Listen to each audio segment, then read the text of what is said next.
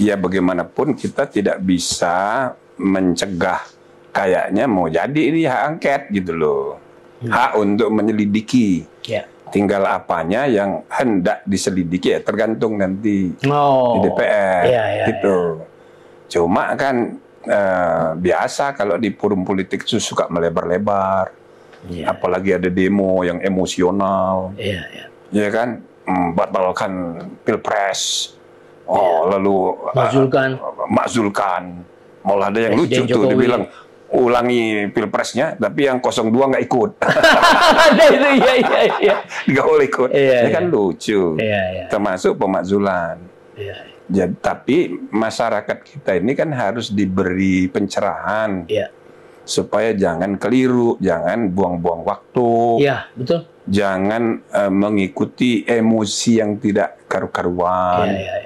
Sebab itu ngabisin waktu. Apalagi sok pemuja. Padahal yang kita puja juga nggak kenal sama kita. Ngapain gitu loh. Iya kan? Nah misalnya soal impeachment. Udahlah, nggak mungkin itu. Kenapa, Pak? Ya karena kan di kursi yang sekarang di DPR ini kan 45% kubunya 02. Kubu pemerintahan. Tapi kalau ditambah kubu partai yang sekarang ada di kabinet, tambah besar lagi jumlahnya. Ya kan?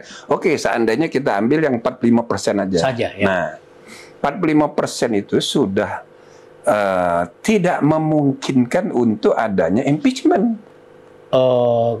Kenapa? Karena syarat untuk impeachment itu harus ada pernyataan pendapat di DPR yang pertama harus 2/3 hadir, yang ketiga harus didukung oleh 2/3 anggota yang hadir. Lah ya kan nggak mungkin ini 45% mendukung Jokowi. Minus menteri-menteri yang PDIP ada 7 gitu kan. Misalnya itu nggak usah dihitung misalnya. Ya kan nggak mungkin. Nah itu sebabnya Ibu Mega pun sudah punya sikap kan. Dia sudah punya statement ini hak angket jangan melebar-lebar ke pemakzulan. Sudah benar tuh. Jadi masyarakat luas harus tahu ini nggak mungkin. Jadi nggak usah melampiaskan emosi, kemarahan, kebencian sampai mau pemakzulan. Karena ini kan saya ngalami. MK dulu lahirnya itu hampir telat. Nah, sudah bulan Mei, undang-undang tentang MK itu belum diserahkan dari pemerintah, jadi Megawati jadi presiden, ke ke DPR. Karena ada isu Sukhoi Gate waktu itu. Sukhoi Gate. Lalu beredar info di media, MK itu adalah untuk pemakzulan. Untuk impeachment. Jadi agak telat itu impeachment. Kan yang kuasa waktu itu Ibu Mega. Sampai saya jelaskan kepada Menko. Nah itu Pak SBY. Saya bilang tolong dijelaskan sama Ibu Mega. Ini ada salah paham. MK itu bukan merugikan posisi presiden, malah menguntungkan. Saya bilang begitu.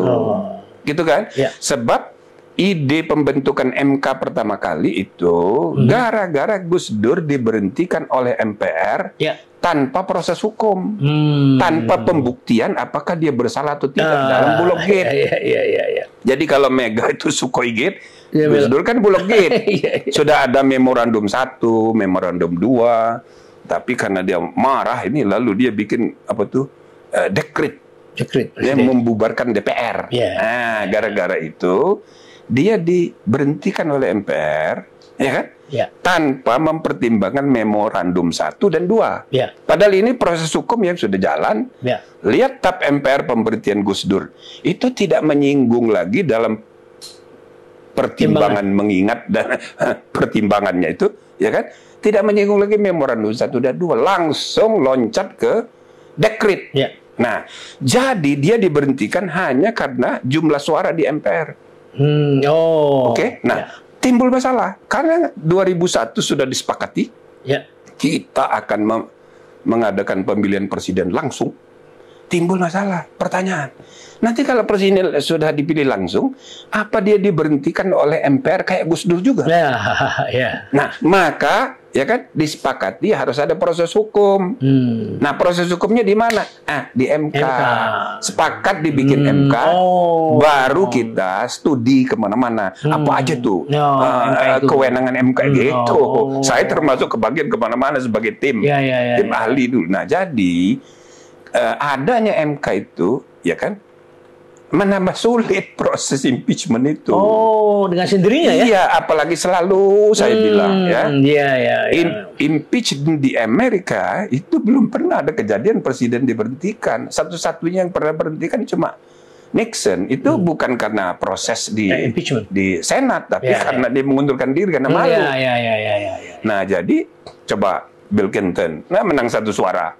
Jadi itu adalah mekanisme yang hanya untuk membalance, check and balance, supaya jangan sembarangan presiden itu. Maka ada mekanisme impeachment.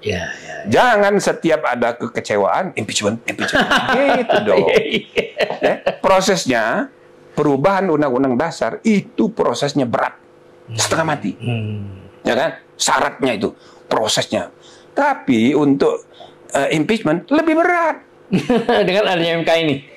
Bukan. Jadi suara. Suara ya. Itu kalau untuk undang-undang dasar sepertiga inisiator pengusul. Nanti dibentuk pansus, nanti 51% setuju, jadi perubahan. Ya kan? Tapi usul perubahan itu, itu membutuhkan partisipasi. Itu gegap gempita. Jadi tidak mudah untuk mengubah undang-undang dasar. Kalau untuk impeachment lebih susah lagi. Harus 34 kali 2/3. Kalau perubahan undang-undang dasar cukup 51%. Ya ini nggak cukup, harus 3/4 kali 2/3. Nah, susah. Jadi lupakan itu impeachment itu.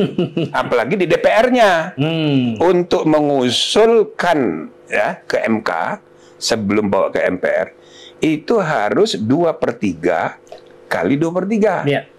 Nah, 2/3 itu yang mana partainya? Nah, yang sekarang aja pendukung Prabowo Gibran ini 45%. Sudah 45%. Misal mereka walk out semua. Ini nggak cukup suaranya. Nggak cukup. Jadi sekali lagi, udahlah, lupakan itu. Fokus saja, kritik-kritik diberikan kepada proses penyelenggaraan ini sesuai mekanisme yang ada. Gitu. Kalau mau ideal gitu ya. Angket itu ujungnya proses hukum. Angket itu penyelidikan, dilanjutkan penyidikan, penuntutan.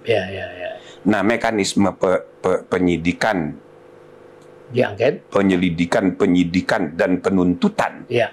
Sepanjang terkait pemilihan umum sudah ada mekanismenya di Bawaslu. Itu loh. Misalnya ada pejabat atau penyelenggara pemilu atau peserta pemilu yang melakukan pelanggaran yang dianggap masuk kategori tindak pidana pemilu. Nah, itu dibawa ke Bawaslu. Cukup ya. Dibawa ke Bawaslu, di situ ada sentra Gakumdu, sudah ada di situ kepolisian, kejaksaan. Sudah ada di sentra.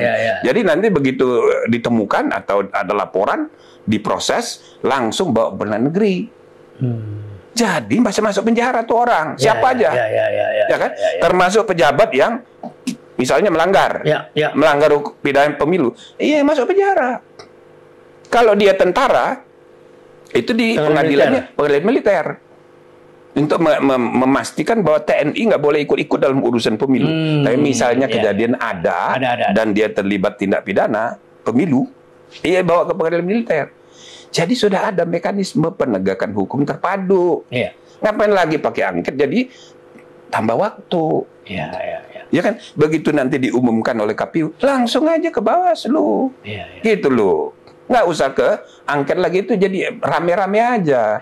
Padahal ujungnya penegakan hukum juga. Walaupun dari segi politik, itu jalan politik. Ya boleh aja. Politik itu kan untuk memuaskan dahaga politik. Boleh aja. Cuma kalau kita boleh memberi saran kepada elit pemimpin, Begini, ini pemilu udah selesai. Secara material sudah selesai, cuma secara formil memang kita harus sabar. Ya, menunggu. Nunggu pertama keputusan KPU. Tanggal 20 Maret. 2, konfirmasi MK. Iya atau enggak. Iya. Ya kan? Kalau misalnya ada perkara, bisa aja keputusan KPU berubah. Yang menang jadi kalah, yang kalah jadi menang. Bisa juga ya. Ya, secara teori begitu. Iya, secara teori normatif. Ya, normatif. Ya, yang menang jadi kalah, kalah jadi menang. Nah, jadi kita harus tunggu pertama keputusan KPU. Ya, habis itu 2, kita tunggu konfirmasi putusan Mahkamah. Kalau tidak ada putusan, konfirmasi. Dia harus konfirmasi seperti dulu waktu pertama kali 2004 Pilpres pertama. Ya. Ibu Mega tidak berperkara. Tapi saya datang sama dia karena ini MK ini masih baru, saya mesti jelasin. Gini. Jadi ibu punya hak untuk mengajukan perkara. Kalau ibu tidak puas, dia jawab, ya sudah Pak Jimli, saya terima aja, saya percaya Pak Jimli, pokoknya. Berarti Bu, saya akan umumkan tidak ada perkara. Kalau tidak ada perkara, berarti keputusan KPU sudah benar, sudah final. Ini untuk kepastian. Sehingga ada yang namanya presiden terpilih, presiden elect. Tapi saya ingatkan, presiden elect itu belum jadi presiden Republik Indonesia. Presiden Republik Indonesia baru tanggal 20 Oktober. Seandainya sebelum tanggal 20 Oktober terjadi perang dunia ketiga, ya kan? Lalu bom sana sini, termasuk gedung MPR hancur semuanya. Lah pasti presiden mengumumkan keadaan perang. Nggak jadi pelantikan, presidennya terus Jokowi. Bisa setahun. Maka tolong kita sama-sama menghargai proses konstitusional. Nah, jadi secara formil ini harus dihormati, tapi secara material, aduh, ini sudah selesai ini. Makanya presiden seluruh dunia sudah memberikan, Perdana Menteri negara-negara lain sudah berapa tuh 17 negara memberi ucapan selamat karena dari metode quick count itu metode ilmiah yang dipakai di seluruh dunia. Kita sebagai negara demokrasi ketiga terbesar, masa nggak percaya, malu-maluin aja. Itu quick count itu beda dengan exit poll, beda dengan survei. Gitu loh, itu dipraktekkan di seluruh dunia kok. Gitu. Nah, jadi secara material, begitu sebetulnya. Jadi tergantung elit mau menurunkan tensi gitu ya. Tapi secara formil itu tadi saya bilang, memang harus dihormati prosesnya. Tapi jangan menuju proses formal itu, kita panas-panasi masyarakat itu loh. Jangan begitu. Ya, betul.